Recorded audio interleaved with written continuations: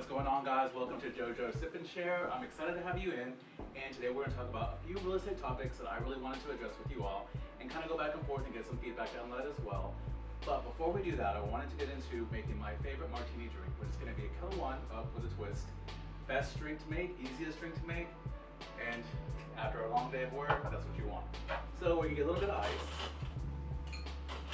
and I like to have a lot of ice, just because when I do shake it and pour it, I like to have that the ice flakes kind of in my drink to keep it cool, and it just goes down a lot smoother.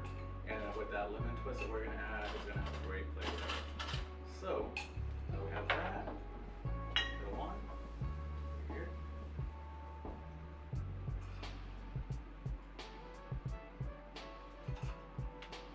Can't go wrong with that. And then that's it. Go ahead and close it all up. I like to take it this here. I like to have all the ice flakes in my drink with it there. Keep it cool. Mouth is already watering just thinking about it. But we're gonna get this. There you go.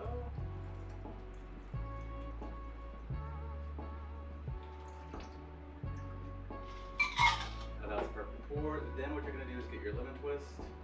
I already cut mine up here, but just get that. Spritz it all around everywhere.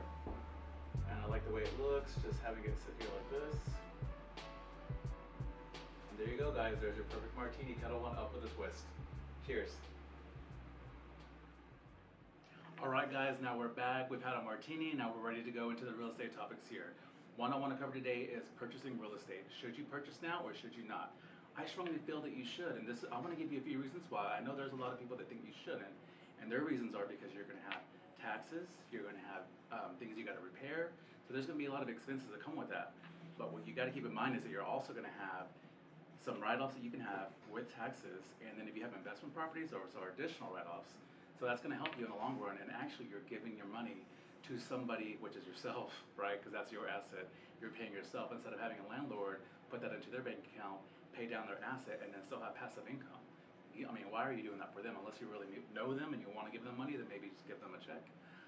That's just me. But I really strongly believe that when you have a child, you should purchase a home. If you don't have a home at that moment, then that'll be your homestead home, which is great. But if you already have a house, you can still purchase another one, and that'll be your investment home. Because think about this. When you're buying that house, you can get a renter in there. They're paying the rent. Yes, you have maintenance, but you also have write-offs, right? So with that, you have an asset that's appreciating because the value is going up. On top of that, you have that tenant that is there sitting there and paying your debt down. So it's a win-win. And then when your child turns 18, you can do two things. You can either, one, turn around and sell it and then take the equity and pay for their college education, and out of that equity also pay the taxes on the equity that you're going to have, so then you're good. And that's basically better than a savings account or anything else you can do. On top of that, if you decided they're moving to a different city and they want to buy a house, they don't want to live in the dorms, what you can do is turn around and sell that property and do a 1031 exchange on that.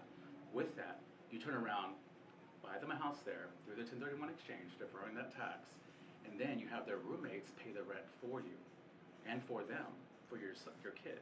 So on top of that, now they can live for free, essentially. You already have another asset that's gaining more value, and you're not having to pay for the dorms or for rent or anything else like that, and they're paying your asset down, your asset's appreciating. So that's a win-win. Like, I don't understand why you wouldn't want to purchase a home. And I highly recommend, if you have a kid, maybe buy a home every kid that you have. Because with that, you're gonna, in the long run, have a lot of money saved, and they're gonna be able to go to college without having student loans, and you're just gonna be ahead of the game. So that's my tip today, guys. I hope you enjoyed it. If there's any questions, let me know in the comments. We'll see you next week.